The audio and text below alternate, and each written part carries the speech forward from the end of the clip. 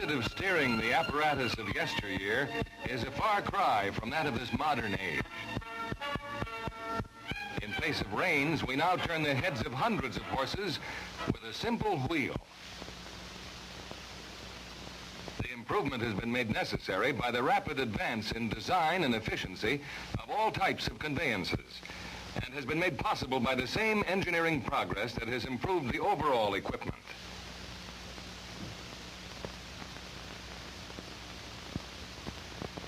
This modernization has given to the fire service equipment that fits the needs of today's firefighting requirements.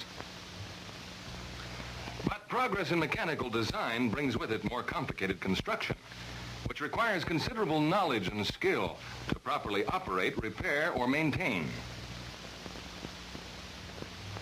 The steering assembly of modern fire apparatus consists of a steering wheel that controls the front wheels through a gear reduction, which facilitates the steering process and protects against a too rapid change of direction, and also by a drag link and tie rod assembly, and steering knuckles at each front wheel.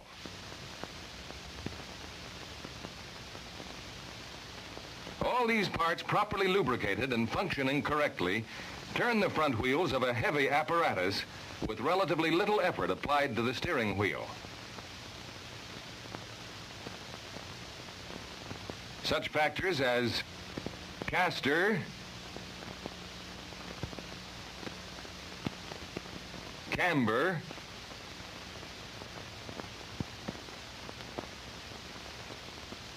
toe-in, and tire air pressure also affect the ease and efficiency of the steering mechanism. Failure of any part of the steering assembly is more apt to cause a collision than failure in any other part of the apparatus, with the possible exception of brake failure.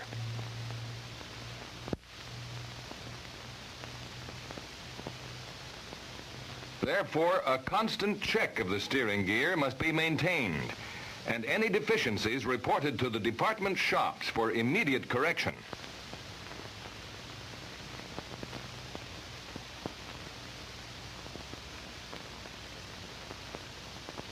When driving, avoid striking a curb or other obstruction, particularly with the front wheels, since this may damage some part of the steering mechanism and result in failure or difficult steering.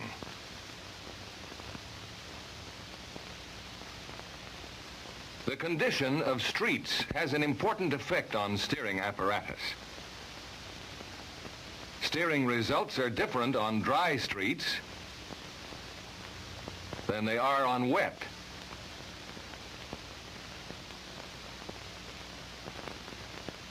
Or when streets are smooth or bumpy.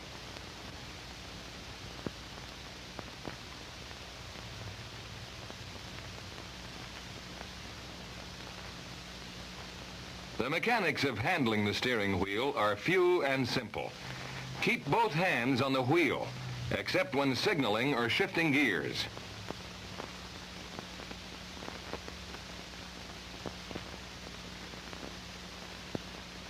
Steering should never be rough or jerky. Make an effort to steer as smoothly as possible under all conditions.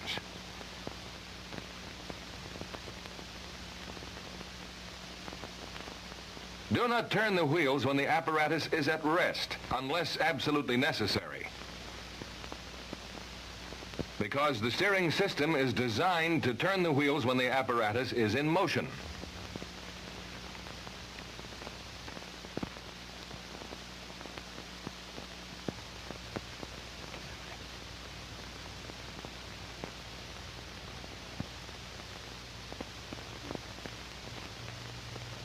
The turning radius varies with different types of apparatus. Know the limitations of yours.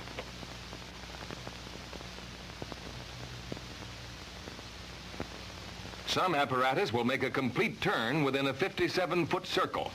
Be prepared to take advantage of this feature.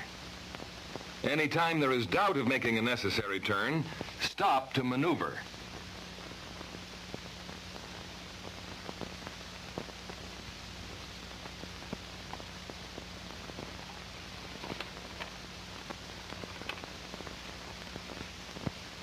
When pulling away from a curb, check traffic conditions. Make final check in rearview mirror and use proper hand signals. Men on the tailboard can be of great help by signaling traffic and warning driver when it's unsafe to pull out. This is their responsibility. Under non-emergency driving conditions, stay in the correct lane and avoid straddling the white lines. But under emergency operations, this may not be practical or desirable.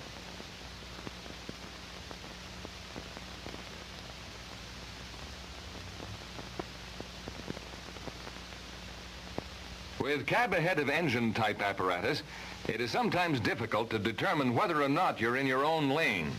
A glance in the side view mirror may provide an indication.